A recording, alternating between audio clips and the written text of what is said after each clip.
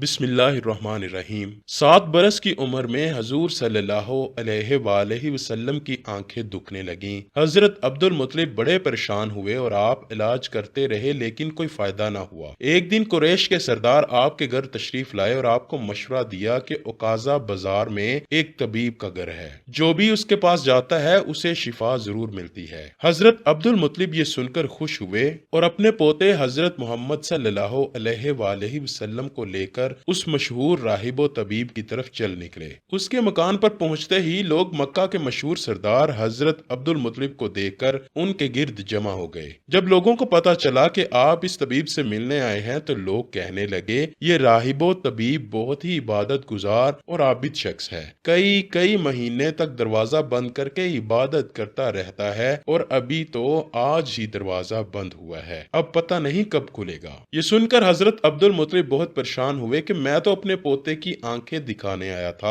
थोड़ी ही देर गुजरी थी कि अचानक उस तबीब का मकान हिलने लगा, जैसे जलजला आया हो। उस जलजले की वजह से राहिब बाहर आ गया। जब वो बाहर आया तो उसने हजरत अब्दुल मुत्तलिब को पहचान लिया कि ये मक्का के बड़े सरदार हैं। राहिब ने कहा, सरदार कैसे आना हुआ? ये मेरा पोता बीमार था, आंखें ठीक नहीं हो रही थी। आप दवा भी देते हैं और दम भी करते हैं, मेहरबानी करके कोई दवाई दे दें। राहिब ने जब सरकारे मदीना सल्लल्लाहु अलैहि वसल्लम का चेहरा अनवर देखा तो देखता ही रह गया। फिर कमरे में गया, गुस्ल किया, नए कपड़े पहने, खुशबू लगाई, फिर एक आसमानी सहीफा के चंद औराक उठाकर लाया। सरकार के पास आकर देखने लगा। कभी अपनी किताब देखता, कभी सरकार का चेहरा वद्दुहा देखता, कभी किताब देखता, कभी वल्लैल की जुल्फें देखता। सारे औराक भी देखे, कमली वाले को सर से लेकर पांव तक देखा। फिर कदमों में गिरकर कहने लगा, ए मोहम्मद मुस्तफा सल्लल्लाहु अलैहि वसल्लम, मैं गवाही देता हूँ कि आप अल्लाह के आखिरी रसूल हैं,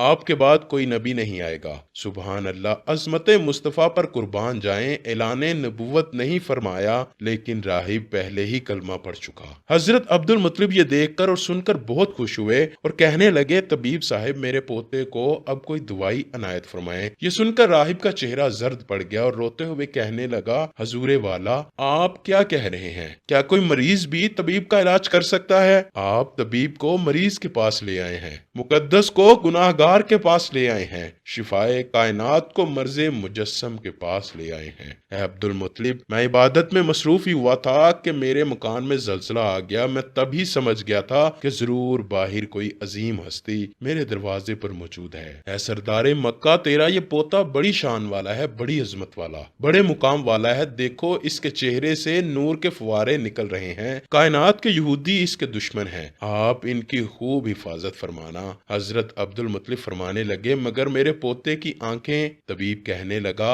आप अपने पोते का लाबे दहन निकाल कर अभी उनकी आंखों पर लगाएं। जैसे ही हजरत अब्दुल मुत्तलिब ने हजूर सल्लल्लाहु अलैहि वसल्लम का लुआबे दहन उनकी आंखों पर लगाया तो आंखें फौरन ही ठीक हो गईं। सारा मजमा ये देखकर हैरानो परेशान हो गया और मक्का में ये खबर जंगल की आग की तरह फैल गई कि राहिब ने हजरत अब्दुल मुत्तलिब के पोते को आखिरी नबी करार दिया है और उनके लाबे दहन में बीमारियों का इलाज भी है। जाते जाते हजरत अब्दुल मुत्तलिब ने राहिब से पूछा, आप कौन सी दवाई या दुआ देते हैं कि जिसमें अल्लाह ताला ने इतनी तासीर रख दी है? राहिब मुस्कुराया, मुस्कुराते हुए कहने लगा, हुजूर, जब मरीज मेरे पास आता है तो मैं अल्लाह ताला की बारगाह में हाथ उठाकर कहता हूँ, या अल्लाह, तुझे आखिरी नबी की अजमत की कसम, तुझे इसके प्यार का वास्ता, उसकी महबूबियत का वास्ता, इस बीमार को शिफा दे दे। फिर मैं मरीज को दवाई देता हूँ तो अल्लाह ताला बीमार को शिफा देता है।